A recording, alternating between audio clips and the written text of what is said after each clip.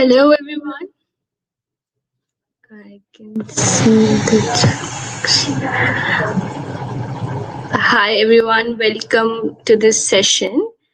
Today we have the session on from grid to grid on transformation through design, presented to you by Design Development Days, sponsored by Adobe XD.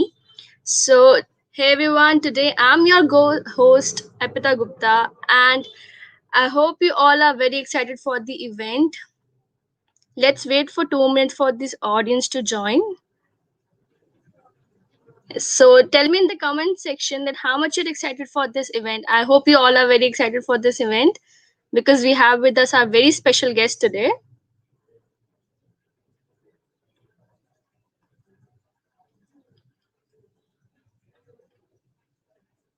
In the chat box, guys.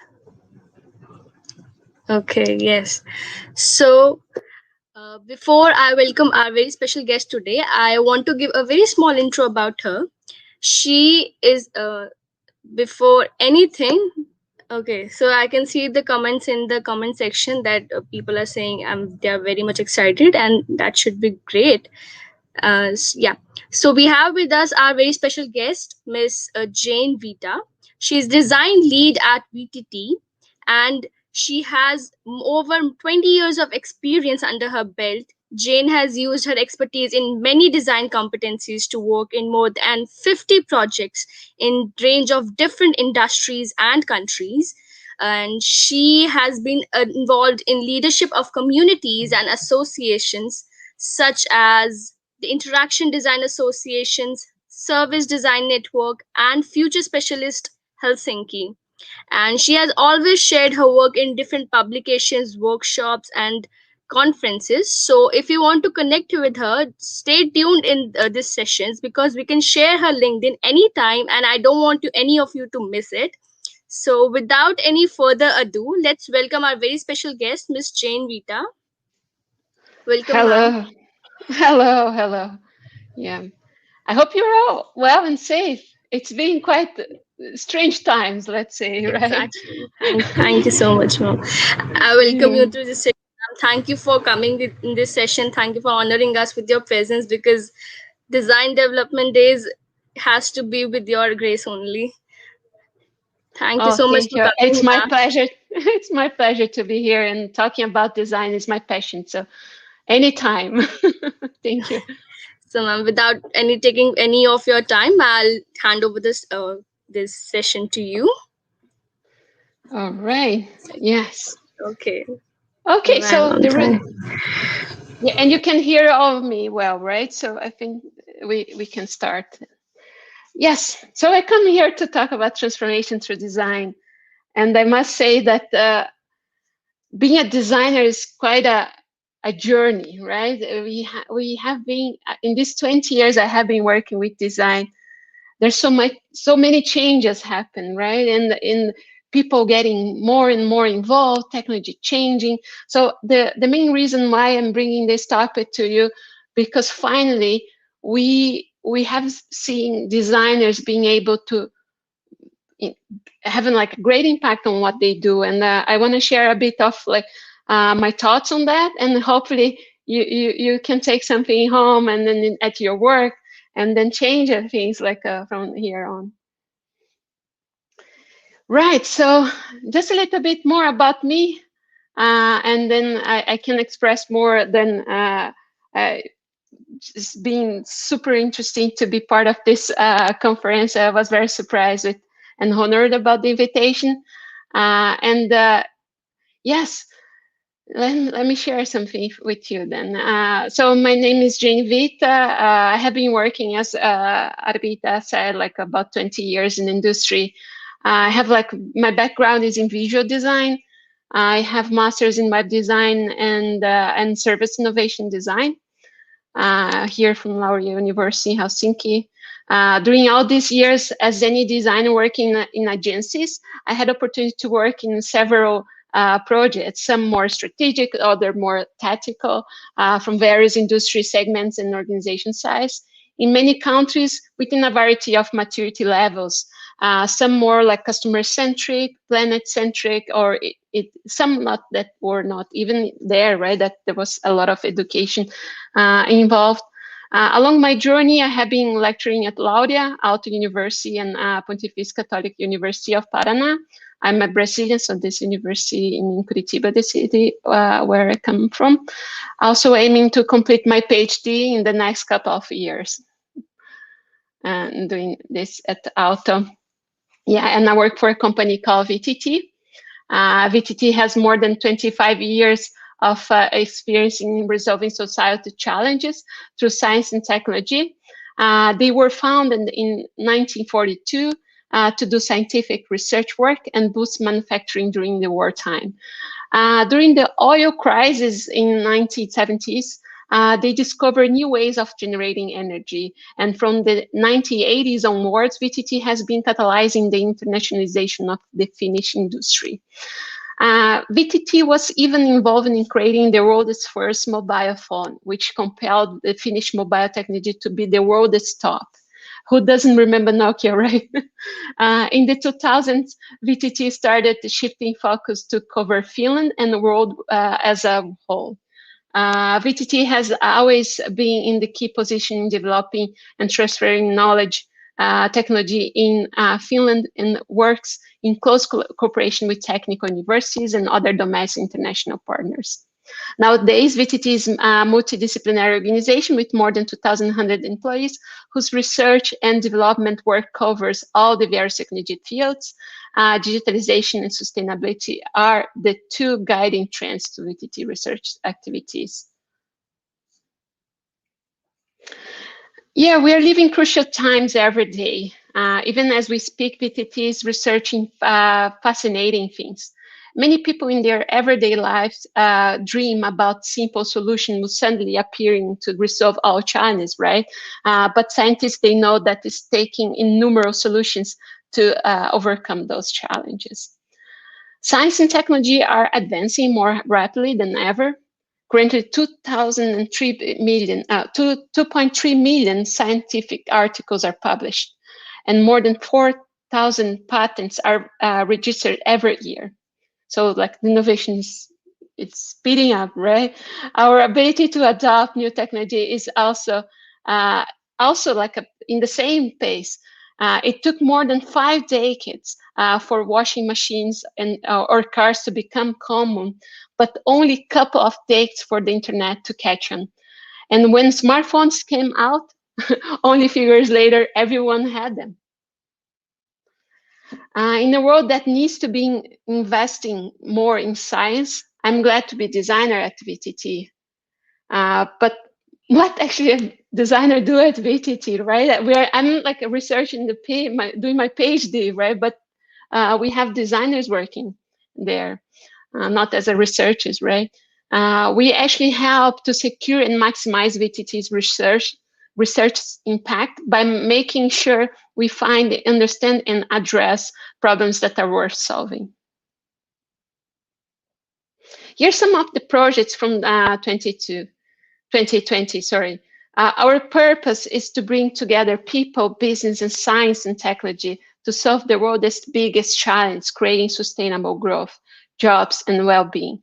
We create systemic and technological breakthroughs to bring fundamental transformation and renewal to the industry and the societies.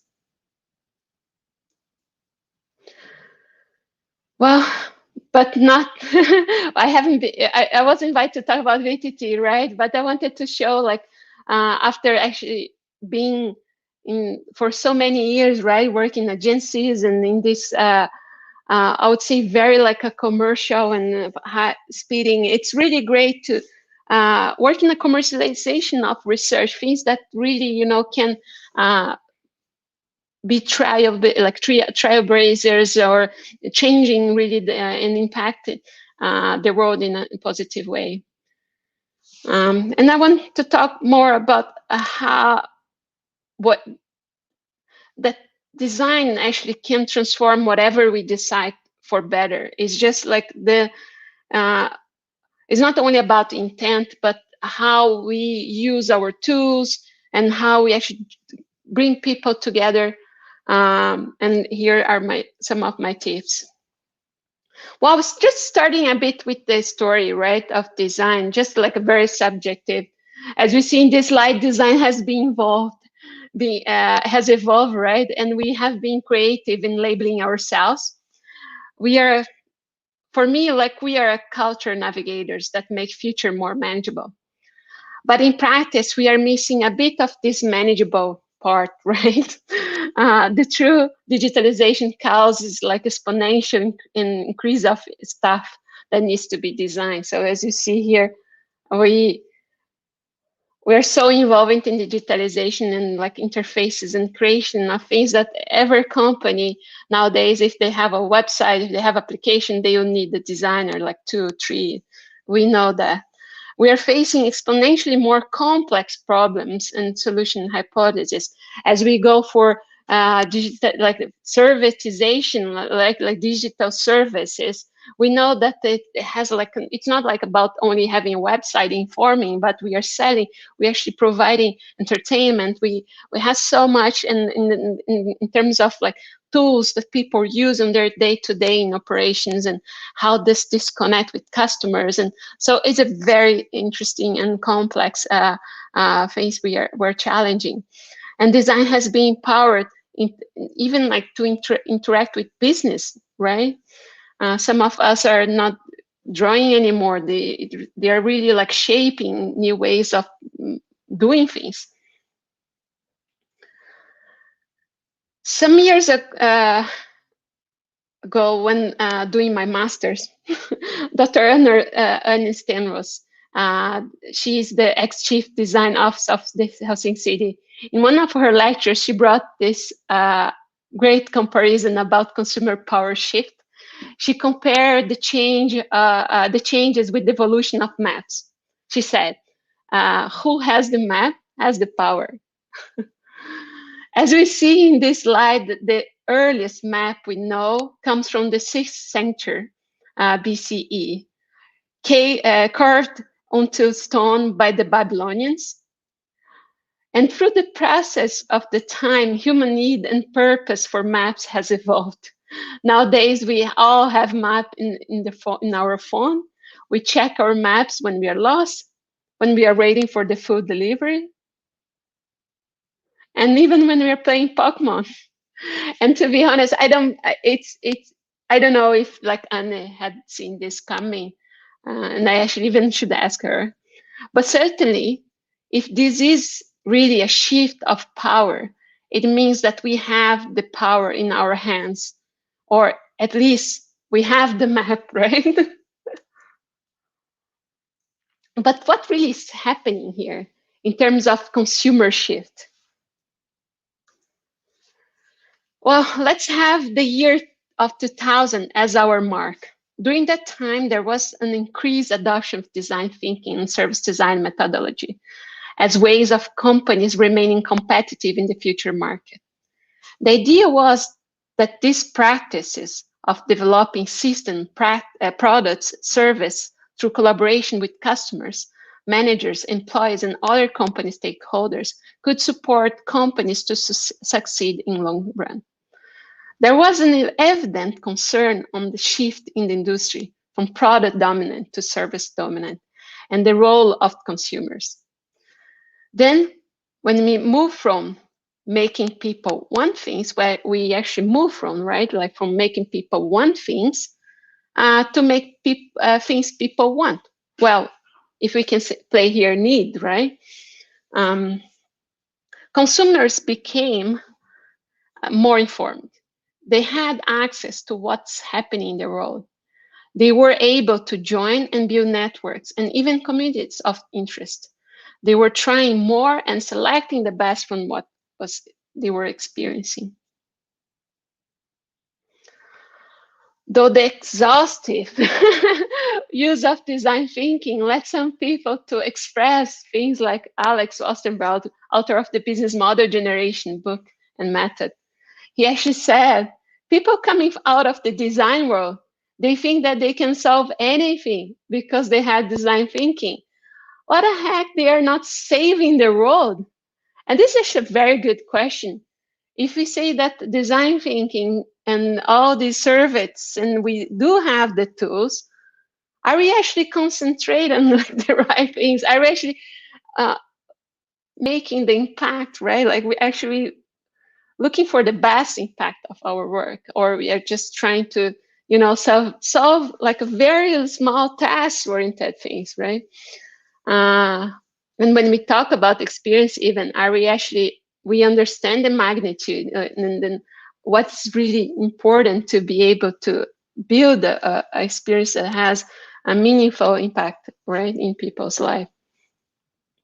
And that's right. I think that when he put this in, when he said that, uh, I think he was right, and I think he has some. So he's right on that. And I think this was because we were not yet aware that we could save the world, and we were too concentrated on people's needs, perhaps, right? We were looking at too much on what people wanted.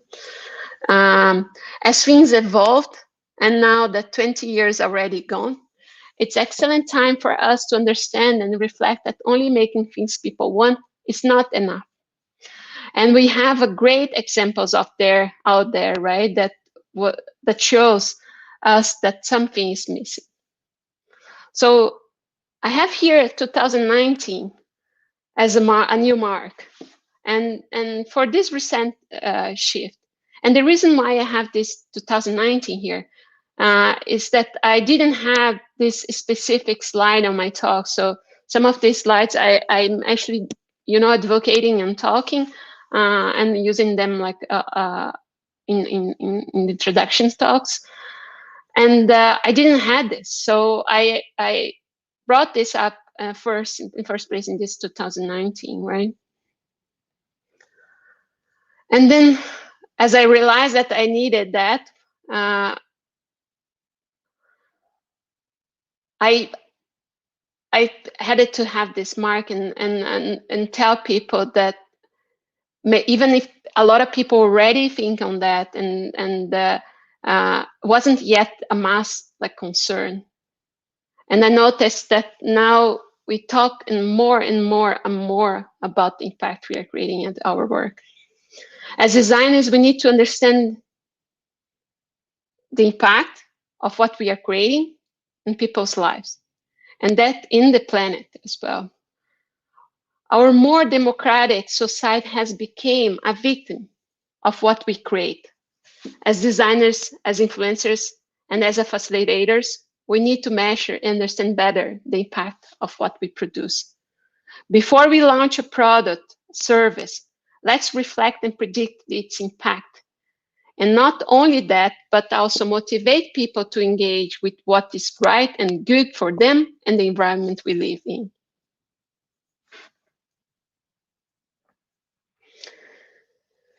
As Ant Pitkanen, co-founder of Agile Works and CEO's Design said, innovation is about creating a future that does not exist in the present.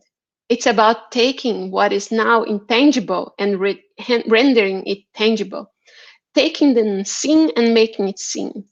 Innovation is not here, it's there in the future. So this is really a journey to the future where we build steps towards the greater goal. We create alternative futures and build an actionable roadmap towards the most desirable one. And incremental sprints work well when we have cleared out what possibilities that future can offer. However, things are not so easy as it looks in these graphs, right? We need to involve many people along this journey, and we need to make it fun. And people might not be in the right mood or even in the mindset. So it's not only tracing a nice roadmap, right? It's also bringing people together. It's convincing people, or it's like, I would say it's an influencing and convincing skills that we're building as designers as well. But we are only be able to convince about something which is important and then that causes great impact if we are aware, right? If we know what are the building blocks if we think systematically. In order for this collaboration to happen, as we are now talking about people who are involved in any project or any like looking forward to build anything, we need to initiate and nurture a series of initiatives that connect silos, align thinking, and set common goals. We must engage with everyone that can contribute to a holistic understanding of this ecosystem and which our business, products, and service lives. Understand the multiple perspectives and business and its impact, and yet help deliver value to the customers. You might have heard about this blind man and the elephant parable. I'm sure you do. And actually, early in this, I would say that sometimes people they know that, but let's think this through how we when we are building our projects, how this compare, how we can compare with this parable. So a king called all these blind men to his palace and asked each of them to describe an elephant. One felt a head and described it as a pot. The other felt the tail and described it as a rope. More men came in and explained the elephant as a pipe, pillar, and so on.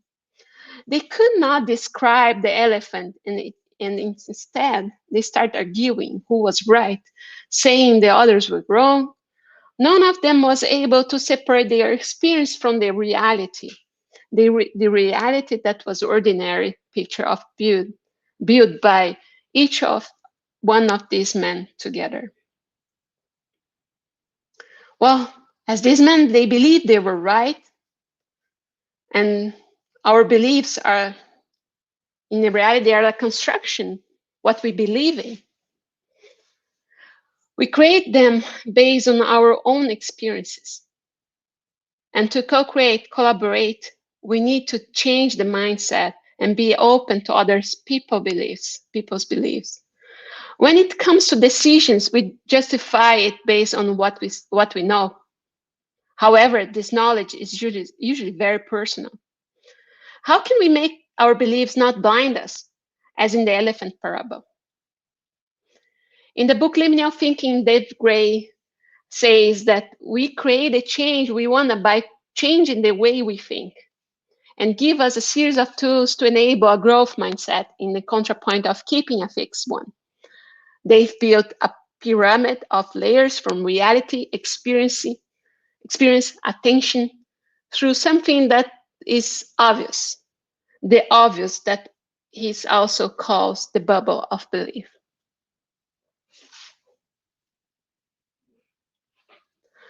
To open our mind to what is new and collect the pieces we need for this big puzzle, right? To understand the ecosystems, to understand who is involved, to gather information that the people already need, let's say, processes already initiated that we could benefit from, or becoming more empathetic, understand like others' perspective, not necessarily accepting them, but consider as you have your own opinion, right? It's about really, integrating and then understanding others and getting to know their realities. We need to be able to deconstruct our beliefs and help others to do the same.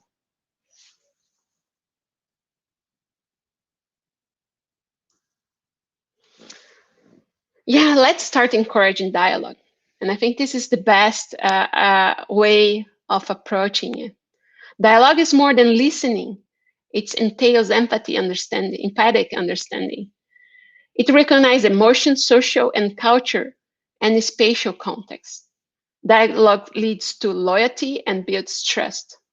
To build an effective dialogue, we need to provide a safe space and proper ways of making people interactions productive and enjoyable. We need to get comfortable to discuss, debate, and even philosophically, even if it's philosophically speaking, right, articulate to convey our messages. Let's make sure we provide a safe environment so people can expose their knowledge. It might take time, as we have busy lives, for instance, now that we are working, our, like, everybody's working behind the screens, right? It takes us to, be proactive and starting these dialogues and engaging dialogues, right? Let's open channels so we still can communicate, and it can be like Teams, Slacks, or inviting people for workshops, even like asking through surveys, what's like people's opinion, and then maybe playing back like, oh, well, this is what we're discussing, like in nurturing some like feed debates, right? And can be in the corridor when we can, again, can be formal, informal. We have an agenda, and in this agenda, we have very important thing there, right? Starting the dialogue. Give like people options to that to happen. As a reminder, uncertainty reveals defensive reactions that emerge when our paradigms about the world are shaken. When we feel fear and uncertainty, which is really like really understand in small doses, right? And especially now in the moment we are living, we are confronted with go-to coping and avoiding mechanisms. So debating makes us feel safer.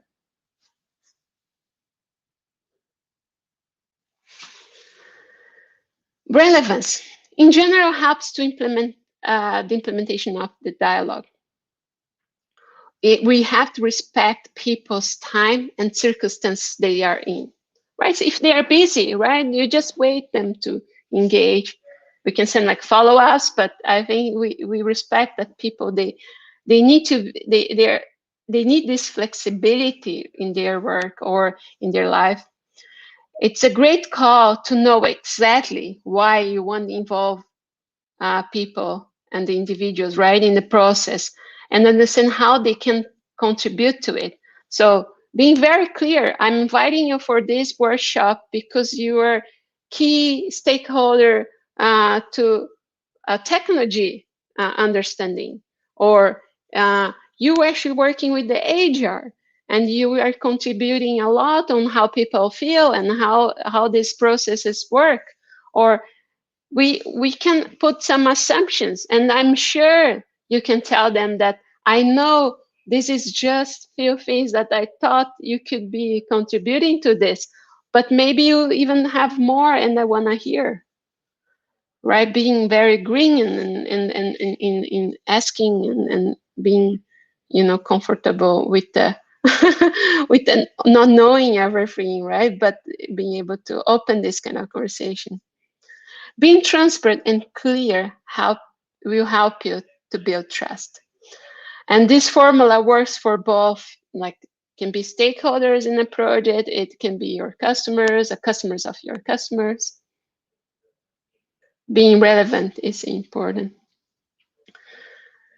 Service design practices might be your way to connect people in a systematic approach in your next designs. If you haven't yet experienced any like service design talks, or if you haven't yet been involved in any project that there is someone which is like a service practitioner, or it has a service design like like tools involved, or if you haven't seen, I really encourage you to look further from this talk on the service design discipline.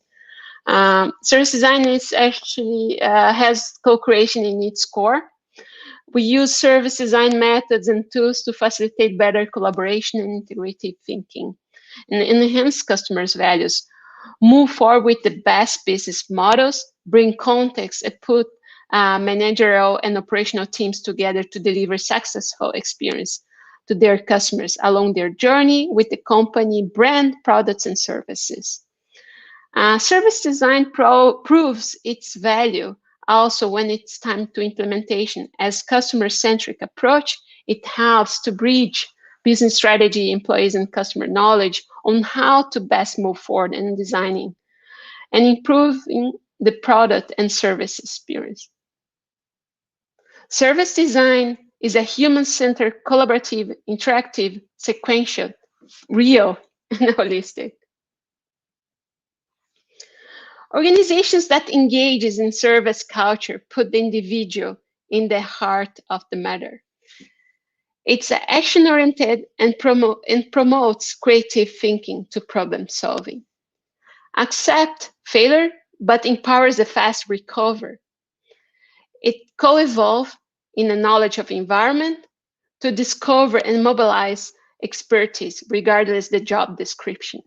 It enables a global knowledge, and this knowledge rely in communities of practice, and not only on organizational or administrative silos. Once again, talking about VTT, right? And at VTT, we future-proof value by looking at the grand challenges and desired futures, bringing research excellence to the holistic value creation. If we don't know, it's hard to consider. That's why we approach it systematically. We assess and create contact zones with what we don't know and disseminate knowledge for shared decisions, innovation, or production processes. We need to use tools that give us clues from these multiple perspectives. We build a hypothesis and we validate them, as well as we uncover the many things we haven't encountered before. In order to address any important problem, you need to you need a diverse skills in the team, not just business designers and service designers, but also industry experts, technologists, among others. If your group consists only on designers or only tech and design, this should be a red flag. When building the teams, focus on roles. When running the project, focus on productivity. Don't be territorial over role descriptions. Be inclusive, diverse. Whatever challenge you are trying to solve, there might be a community that is already out there engaging on it. Go after them. Multitask. This is a fun. Now that we actually working within screens, like, well, we have been working with screens, but in our like a home or in somewhere that we keep the distance, right? We have been poisoned by multitasking, right? So you're like working and then you answer email. Then it's an interesting thing that I think it's effect of this whole pandemic, right? And the work, how we are working. And we haven't been good at multitasking before, so I don't think we're getting much better. So 9% of the reason why design sprints they have become so popular is that people focus on one project at a time, right?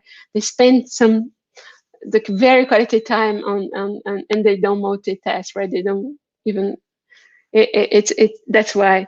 So limit your work in progress and always work in sprint mode where you can.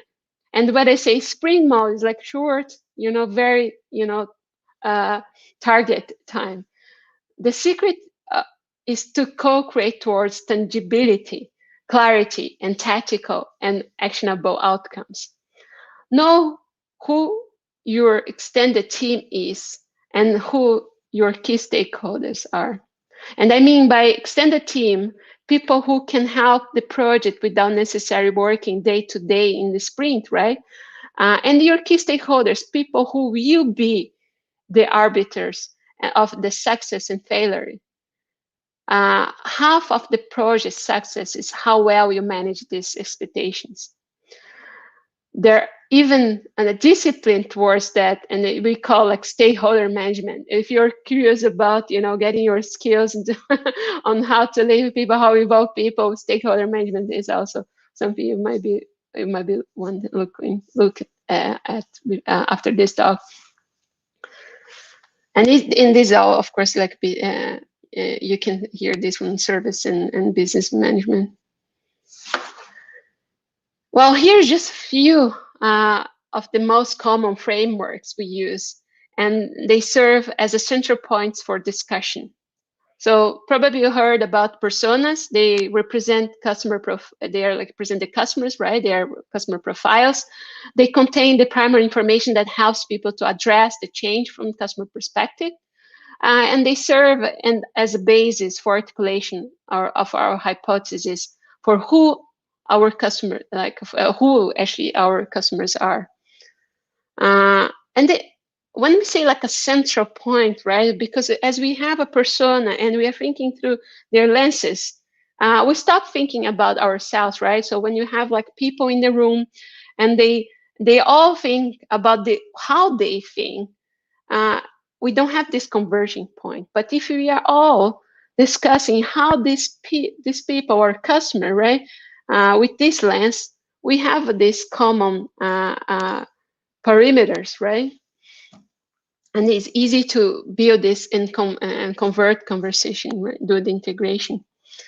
Then we have the journey maps. It describes the user customer experience, which contains the interactions with the products or services. They are basis for unpacking our hypothesis about our value proposition. It's like how people are experiencing this, what kind of value we are creating and then delivering. What is needed for this to happen? What is the steps in between? Is there any gap? Are we missing something? So we see this what's happening before, during, and after, usage, or within our brand in experience through, like, let's say, a supply chain, or with different customers involved. Service blueprints. They're maps that that you have the user journeys and customer journeys onto the backstage. So you would have the journeys on the top, and then you would see how process and people and platforms they related to each of these touch points. And they're based for understanding what we need to build and how much to cost. For instance, you can do even cost estimation with those. You can even like create a KPIs related to these touch points, right? So I think that these blueprints, they don't have a specific, of doing it. You have like some standards, right? But you can be very creative. It's what makes sense for you to build and to convey the messages you need to convey. Service roadmaps. Derived from the gap analysis of service blueprint versus as it is state, where the first step is the MVP. Well, maybe the cheapest, the fastest, most impactful action, and of course, desirable. Roadmap is a sequence of base of like MVP of MVP thinking, right? What should I build next? Of course, in the end of your roadmap, you have this desirable, right? The thing that you wanna the entire thing you wanna build, and then all the small steps you have in between to take there. From early vision to execution, from incremental to strategic, as we know the future we want and we build all the steps to get there. So you know the future you want and you put steps to there. We need to design to inform, motivate, encourage, empower, and then many experiences that we create a positive impact. So it's not only about the need, right? It's about understanding what kind of experience we're creating here. Are we, let's say, motivating someone to take their pills so they become healthier?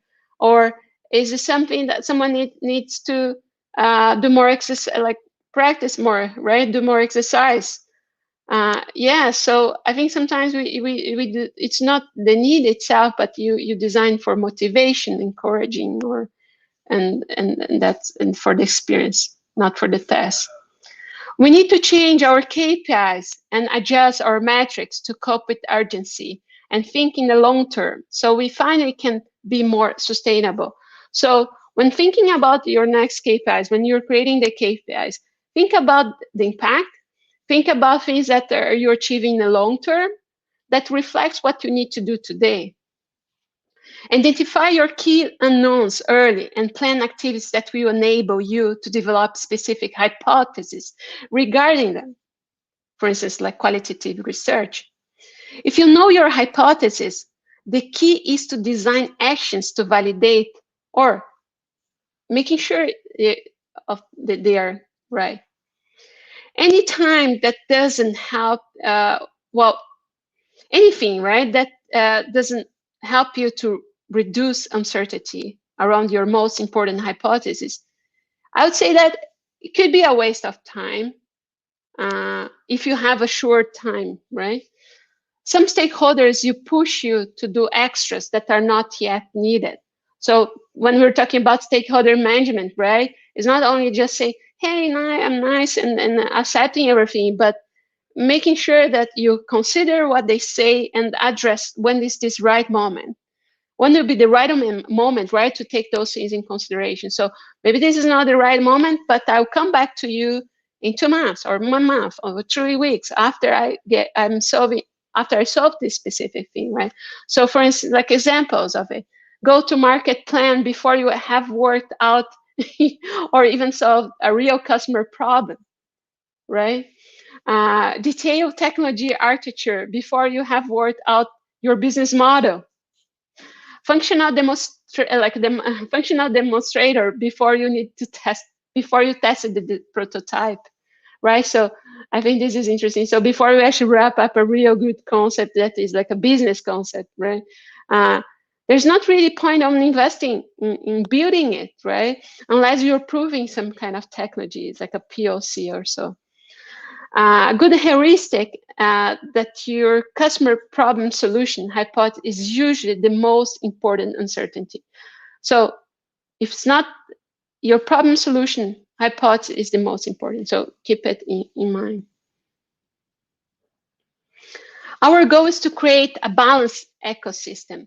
We start with what we currently have available and what we need to build next. So of course, when we are doing all these kind of assessments, right, especially in the beginning of the process where we are looking at the ecosystems, we are collecting information about how people are using, how people experience, or like how they feel. So we tend, uh, so we know there's things that they are already there that we just need to integrate. And I think this is a very important thing. So not starting things from the scratch, unless it's very necessary, right? I think it's a very respectful thing we do with people that were involved on that. So becoming aware of things is important. So we don't end up doing this with no intent, right? So, oh, we create something, and then suddenly there was this thing going on already. So that's why we communicate and try to become aware of things that are happening around us. Remember, it's not just about individuals who can understand and regulate themselves, right? But also about improving how groups, organizations, and systems can work more effectively in a complex challenges. We attend and we think together, not alone. Design is sweet in a perfect balance between facilitating and influencing. We know the right moment to challenge the thinking. We know the right moment to promote reflection. We ask the right question. We set the barrier high, and we create the contact zones needed to avoid the blind spot. We are humble, informed, resilient, and confident. We improve, we innovate, we experiment, we pivot, we speculate and create possible futures, access and discuss on what can go wrong, and we minimize risks. We provoke, we tell stories, we generate dialogue, and capture conversations. And yet, we are designers.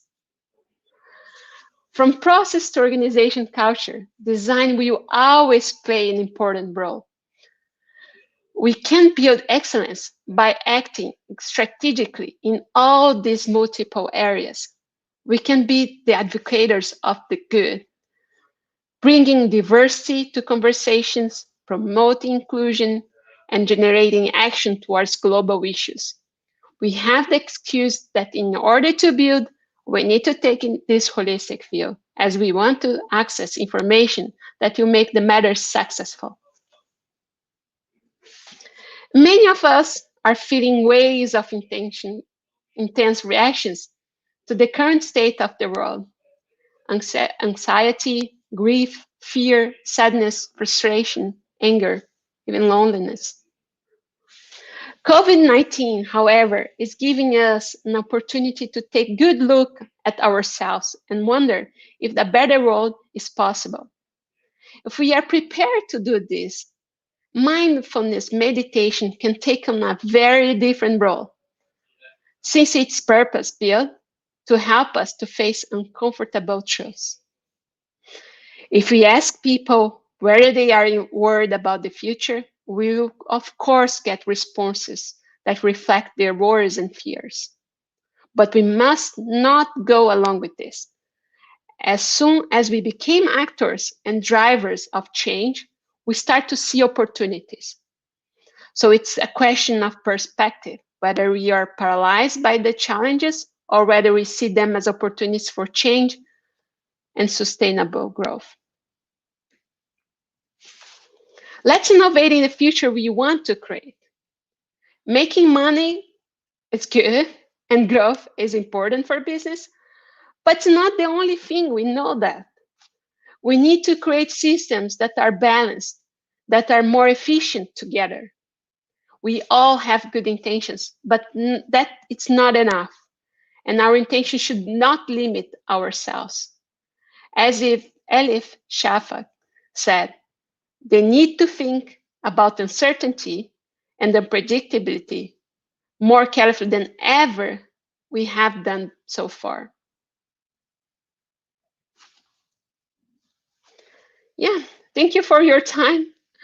I hope you enjoyed this talk, and it has been a pleasure to be here. And I'm ready for the questions and for the debate, discuss.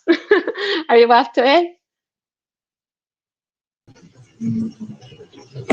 Thank you so much, ma'am, for this insightful session. It was amazing. We enjoyed a lot personally. Sitting across the skin, this was the amazing session. And we have a lot of questions from Oh, our viewers, I good. think. Yeah. So, shall we start with the questions, ma'am? Yes, please. I just close here the window so I can see. Okay. And are they in the comments, or would you help me to go with Yes, that? ma'am. Okay, I'll read it out to you, ma'am. The right. first question is from Shiv, and he's asking, how design culture help us distinguish between good design and bad design? Wow. Okay. Well, it, when it means like when you talk about good, right? It's when you look at the impact of your design, right? Like how does this design spread? So you have few things, right? So of course we're talking about the craft, like how this was well built, accessible, and then how like how you consider the inclusion, right? Like like thoughtful you were about, like, you know, gender bias and everything, right? So I think being informed is very important when you're looking at your craft. Then you have the entire organization that it's, you know, like in the business side, right? Like people that are involved, like in the operations. Let's say we're talking about Spotify, right? Who is working in the with the content? Who is working with? So what kind of tools they have, right, to be able to provide great content? How we connect this with the touch points in this journey. So I think the good design consider these many aspects, right? And then it's hard to like, it's okay to fail, right? And find this, like, you might have some gaps in your ecosystem that you have noticed before, but if you are alert that there is an ecosystem, and this your design can actually spread through this ecosystem, you become more aware. But then when the gaps happen and someone tells you, you become aware as well. So it's how you reflect and you react to it. So I think the reaction is totally okay, right? And how we respond. So be able to respond is also very important. I'd say these are all good designs. If you respond and if you consider, I mean, that's good. Does it make sense? Okay, Yes, obviously makes sense, and it was a very, very nice explanation also. So, ma'am, let's forward to the next question. We have, what can be the changes in design culture post pandemic? Wow, I think it's interesting. Everybody's now working, like not everybody, but who has the luxury to sit in a screen in their home and still be able to work, right? So we are Exactly. all in the same position. So I'm talking with my CEO, like from the chair, So I think that it's interesting aspect of what COVID brought into, like we are talking through screens, and this actually it changes like the way we do research. It changes the way, so I think we are more open and more mindful to people. Well, you're seeing me now in my in my Exactly. living So room nice. talking, right? Might be that in other conferences, like some time ago they would say, Jane, put, like it would be more it won't be so flexible, let's say, right? So I think we're putting some flexibility to the world in general. Thank you so much, ma'am. And so we have the next question from Miss Vandana, and she's saying, as we are observing an increment in the number of people interested in design field now, what is your advice to the beginner designers? How can we contribute effectively to design industry? Right. Wow. I think that there are some people that they invest their lives, right, in design, and then we are now having the shift. Like it's a very interesting field, I must say. I've done only design for like the 20 years, so it needs to be something interesting, right, for you to spend 20 years on it, right? But I believe that, of course, it's very appealing now. Everything needs design, and we're designing stuff. It's in numerous the opportunities are there. I think the mindset of people that are entering the market or shifting, to design, it's really to be mindful that it's not just opportunity, but that this opportunity takes you to to another step, right? To what you build, it's important for someone else and it has impact.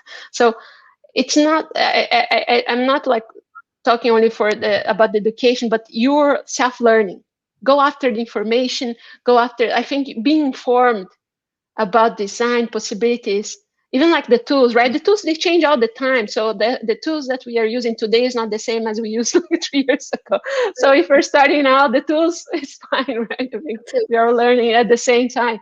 But be mindful, right? Like talk with people. Be very, I think the inquisitive, right? This helps a lot. Okay, and that's an amazing answer, ma'am. So we have the next question from Mr. Andre, and he's saying that I think one important skill for the future of designers is a new way of thinking, such as systems thinking. What are your thoughts on this? Oh, that I have I started well early in my career. I worked as a information architecture, right? So I would we I think this is it's already like a sort of system thinking, right? You have to think about content taxonomy and you're putting things in like places and so you have a little bit. So I haven't. I think this is the best skill I acquired, in the long of my journey, being able to look things like not only in layers, but the relation with each other, right? So what's the relation of the things and the value chain, right? Why is this connect with this, and how this important for that one, and that, and and and look at the big picture. So I think this is already a systematic way of approaching things, and I think this is very important. It doesn't take too long. I think people say, "Oh my goodness, this is entire thing that I'm putting on my." No, it's just a way of thinking. Considerations is systematically approaching, right? Great, ma'am. So we'll move forward to our next question, which is from Mr. Shreyansh. And he's saying, what are some basic skills or ideas we should keep in mind which make us or our work different from others? Well, before I answer that, can I just add something to the other one very quickly? I think as why now is a hot topic, system thinking, because we are challenged by more complex problems. That's why. So okay, Then the other question again, sorry. He's asking, like, what are some basic skills or ideas we should keep in mind which makes us or our work different from others? Others, do you mean others who others? Like different, The like, competitors, the competition oh, around us, the oh, in general, I think the competition move us forward. By the way, I think when we have some, this is from like the if you were crowd. a word He of, wants to, he wants to be different from the crowd, so he's just asking what should he do for, to be different from the crowd. oh, you mean as designers and other designers, like in the, okay, Yes, ma'am. okay. All right. Well, advocating a good design. So I think that, and being a good practitioner. I think that as if you're worried about the education of design, right? And I think this is more very valuable. I really encourage people to get educated as designers, right? Because you have, it's the network you build as well, right? So you're meeting other designers, you're talking about design, you're challenging. So it's not a solo journey. And so when you get educated, and there is like a lot of people that like they dedicate their life to teach design, so it has something to do there, right, for you to learn about. So I think that it's important to when we go for boot camps, right? I think this is all good. They help you to work with the tools, and those are need. Even I need to go sometimes to a boot camp just to kind of get my craft right. But I think this is we shouldn't confuse, the amount of work. It's hard work. Design is a hard work, so it's not easy easy thing, and it shouldn't be easy. It's uh, our our way of differentiating. I think Exactly. it's. So we still have three questions, ma'am. I'll next move forward to the next one. So he's saying, according to you, what is the difference between the life of a designer who is working in an industry or in an organization and a freelancer, and which part do you prefer? um, so the difference, you mean like, could you repeat again? He's saying that what do you think the difference is between the person who is working in the industry and then a freelancer who is working alone? Well, I think that the freelance, I have worked as a freelancer before, right? So I think that there, if you want to make more money, perhaps freelancing could be a good. You can actually, you have ownership of like the work you do, and so. But it's not easy, right? Because you cannot say much no's to people, to the organization, right? Otherwise, they will look for other freelancers. Uh, so you might end up with a lot of work to do at the same time. So managing your time and balancing your time is in your own, right? So when you're under organization, you have so much like knowledge from the teams and the organization itself. I think it's interesting place to be, and you get so much support, right? When you're a freelancer, sometimes if you're not in a collective of freelancers, it's hard to get support, right? Having this kind of collective of freelancers, actually, this is a good one. Actually, if you're freelance, go to a collective, so you handle the work together. So, and there's a kind of way of company, right? The work culture around us makes us do things. Uh, the next question is from Miss Ishita, and she's saying, "Do you think design can or will play a crucial role in the building of future of technology?" Oh, for sure. I think the technology itself is something that is designed. So I wouldn't separate. I always have this kind of, isn't like a technology design ever as well. So you have design into it, right? I think it has a huge impact, huge impact in the future knowledge on the technology, right? Oh, its use, right? If we think about, it's not about like design, creating a technology that makes sense, that people you're gonna use. Then I think people be more uh, mindful on not having designers involved on that, right? Yes. Next one is next question is from Mr. Asfo. Sorry for the wrong pronunciation if it's right. He's saying, I've heard the term human centered design multiple times when reading about design culture. What is the importance of human centered design? Well, the the importance of human-centered design. Well, it's a big part of of everything you do. If you think that someone is using, and if you are motivating someone, or if you think about the people, right, that in operations, who is actually delivering this whatever servers, right, or product, building it, uh, the human, right, part of it, it plays, I don't know, like 80% of the work, like on your answers, on your craft, like how this will be perceived, right, how they receive your so understanding people, it's super important for designers. I'm super human centric. Let's say. And the next question, the next and the last question for this session, how design thinking can help designers to design better products for future? By bringing people together. I think this is like this co-creation, collaboration, and then putting different perspectives in play, right? To like get people uncomfortable with the comfortable with uncomfortable. That's okay. I think people we lost when we lost philosophy in our days, right?